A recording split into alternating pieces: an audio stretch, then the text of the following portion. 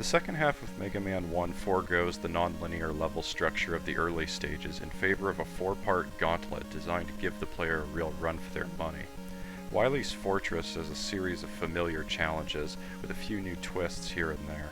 It also ends up being something of a dumping ground for some of the more gimmicky ideas that didn't have a place anywhere else, but more on that when we get there. Right off the bat, the first Fortress stage opens with 3 of the atrocious bullet sponge enemies, just so we're clear that the developers aren't fooling around anymore. Personally, I don't think they add much. One alone would suffice to guard the front door, and speaking of that, Wily doesn't actually have a door. With there being no question that the player has played through the game and obtained all of the boss weapons, the developers took advantage of their new wiggle room by presenting the player with several obstacles that require weapons to clear the path forward. I like the spirit of this idea because if done correctly, it gives the player a nice opportunity to put all of their skills to the test. In practice, the level design here waffles a bit between presenting moments where the weapons feel useful and moments where it's mandatory just for the hell of it. The fire geysers are cute, but there's no threat other than the time and possibly ammo the player wastes trying to catch the geysers at the right moment with a freezing shot. This part with the blocks and jumping fleas works as a nice reward opportunity for the player who has almost certainly taken a beating from those cyclopean bouncers outside. It's an entirely optional reward, but another nice chance for the player to use their weapons in a creative way if they need to. Down below, the spotty flying hitboxes return, but they mercifully decide to behave this time. What you don't see here is that the platform's AI can just as easily float about aimlessly and waste your time. Sometimes they'll even fly up to the spikes and kill Mega Man just to make a point, no pun intended. Of all the challenges the developers imagined, this one's execution just doesn't pan out well.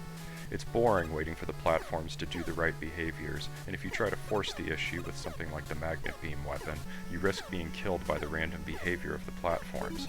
It treads the line between asking the player to perform some skillful maneuvering, or just telling them to do nothing until given permission to continue the game. Speaking of the magnet beam, its first and only mandatory use occurs here, and it is about as thrilling as an empty gimmick room can be. A few wall cannons would have been cool, or anything really.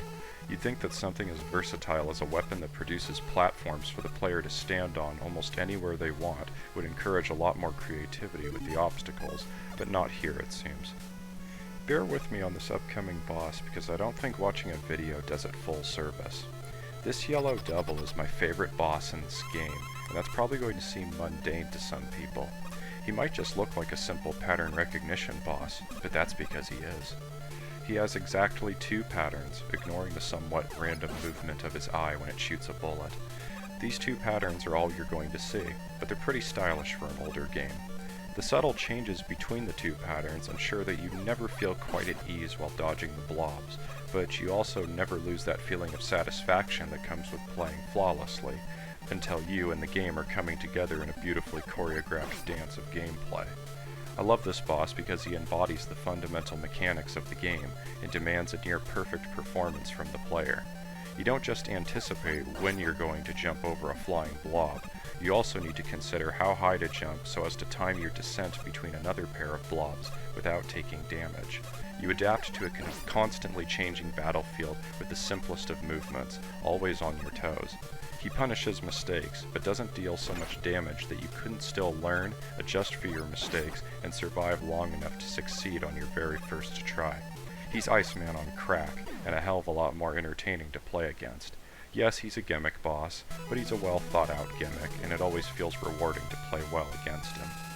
From here on out, the level design steps back and dedicates itself to peppering the player with small amounts of damage or instant death from spikes or pits in between a series of rematches with the original bosses.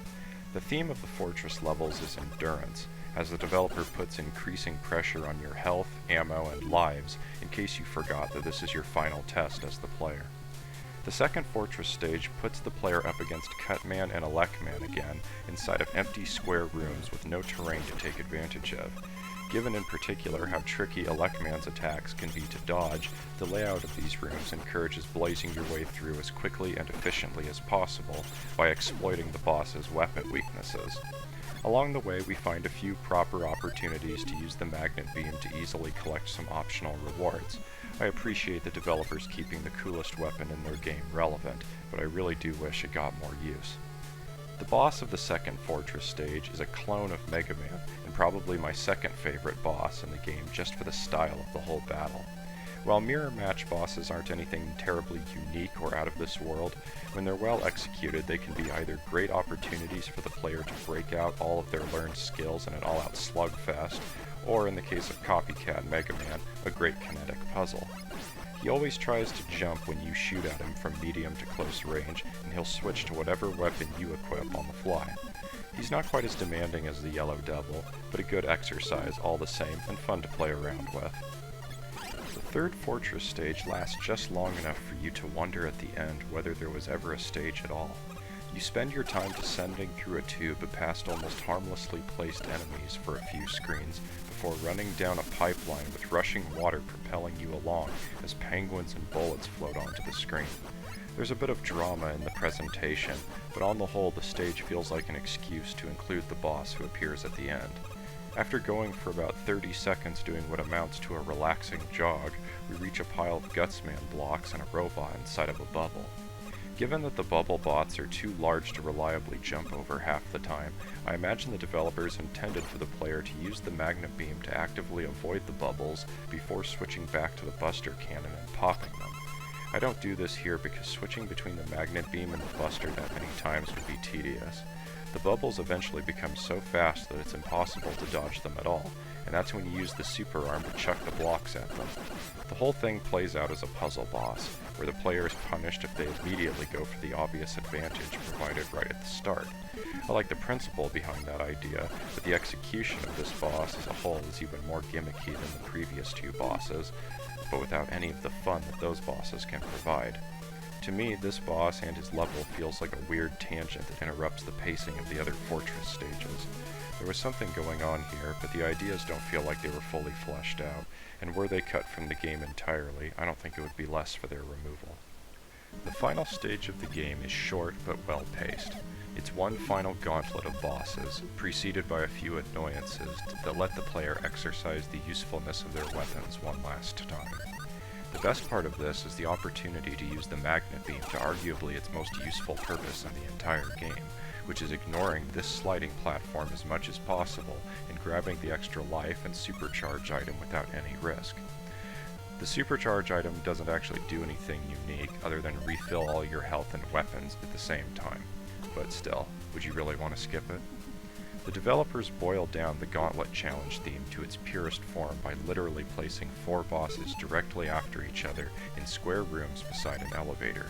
There's nothing here that we haven't seen before, although the layout of the rooms makes maneuvering around bosses like Fireman and Gutsman a bit more dodgy than their original fights were. At the end of this boss rush comes the final boss, the good doctor himself. Wily is functional as a final boss, for lack of a better word. He moves back and forth slowly while lobbing small cannonballs in an arc in his first form, or shooting large circles with weird hitboxes and irregular patterns in his second form. He deals tremendous damage and has a small weak point to aim for if using the regular buster cannon. On the whole, he isn't particularly interesting as a boss, and somewhat disappointing following the more involved bosses like the Yellow Devil or Clone Mega Man.